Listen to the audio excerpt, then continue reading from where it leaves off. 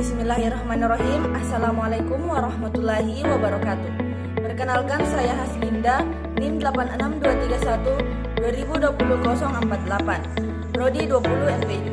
Di sini saya akan menjelaskan mengenai implementasi kebijakan pendidikan. Adapun pembahasannya, yang pertama pengertian implementasi kebijakan pendidikan.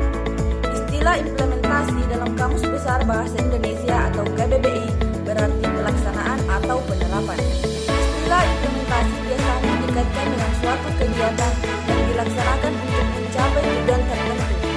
Implementasi kebijakan merupakan bagian dalam upaya memahami kebijakan secara komprehensif.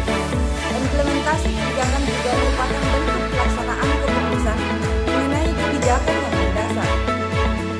Selanjutnya, pendidikan diartikan sebagai usaha sadar dan terencana untuk mewujudkan suasana belajar dan proses pembelajaran agar peserta didik secara aktif mengembangkan potensi dirinya untuk memiliki kekuatan spiritual keagamaan, pengendalian diri, kepribadian, kecerdasan, akhlak mulia, serta keterampilan yang diperlukan dirinya, masyarakat, bangsa, dan negara.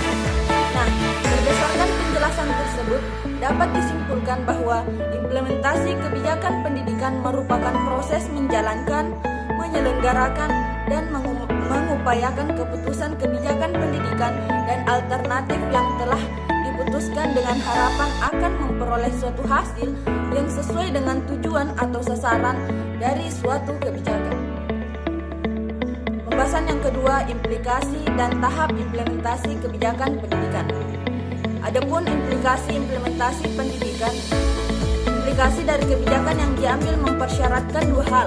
Pertama, sekelompok persoalan dengan karakteristik tertentu. Kedua, implikasi dari karakteristik pembuatan kebijakan sebagai suatu proses. Jika dilihat dari sudut pembangunan pendidikan, maka implikasi kebijakan pendidikan adalah upaya peningkatan taraf dan mutu kehidupan bangsa dalam mengembangkan kebudayaan nasional.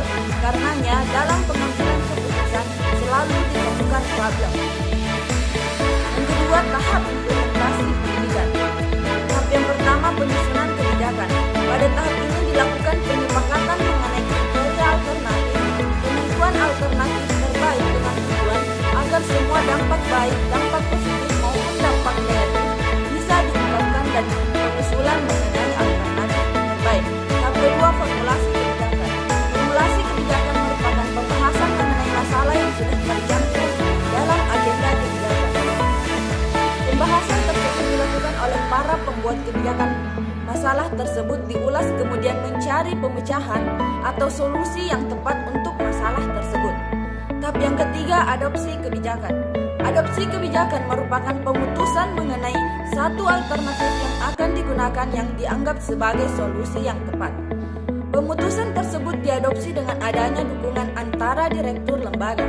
Tahap keempat, implementasi kebijakan.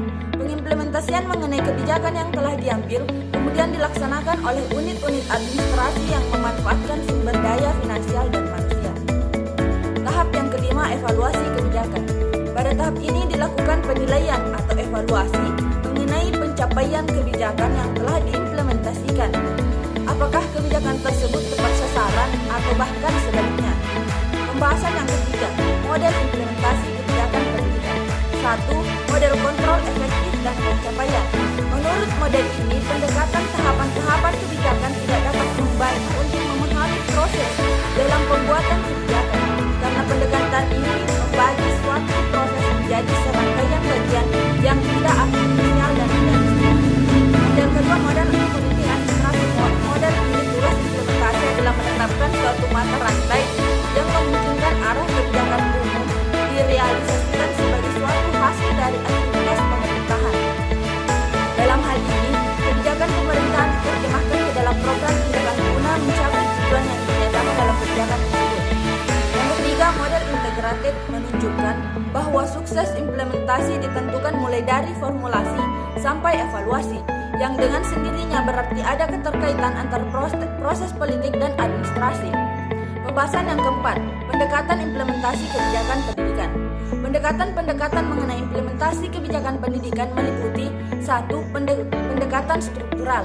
Secara umum, dapat dikenal bahwa struktur yang bersifat organis sangat relevan untuk implementasi kebijakan pendidikan. Ini sangat dimungkinkan sebab implementasi kebijakan pendidikan senantiasa berubah-ubah. Terlebih, ketika arus implementasi itu bukan linear. 2. Pendekatan prosedural dan manajerial. Pendekatan prosedural struktural dianggap relevan untuk proses implementasi kebijakan pendidikan, namun tidak begitu penting untuk mengembangkan proses dan prosedur yang tepat.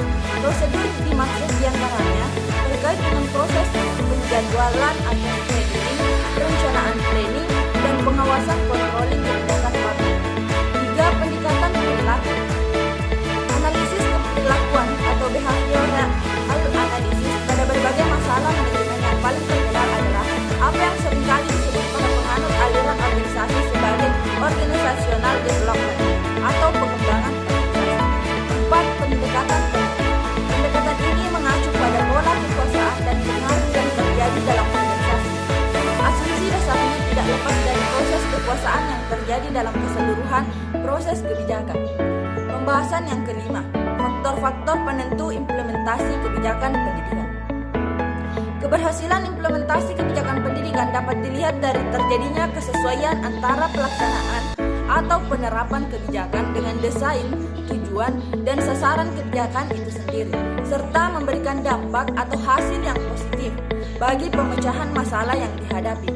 Berikut beberapa faktor penentu implementasi kebijakan pendidikan antara lain: 1. Faktor manusia, 2. Faktor struktur kebijakan, 3. Faktor proses administrasi dan manajemen, 4. Faktor dana, dan yang kelima faktor daya. Terdapat beberapa faktor yang bekerja dalam proses implementasi kebijakan. Menurut Godwin, kebijakan diasumsikan sebagai suatu pesan dari pemerintah federal atau pusat kepada pemerintah daerah. Keberhasilan implementasi pesan tersebut sangat dipengaruhi oleh 3 hal pokok. 1. Kebijakan atau the content of the policy message, meliputi sumber daya, manfaat kebijakan, serta ketertiban publik.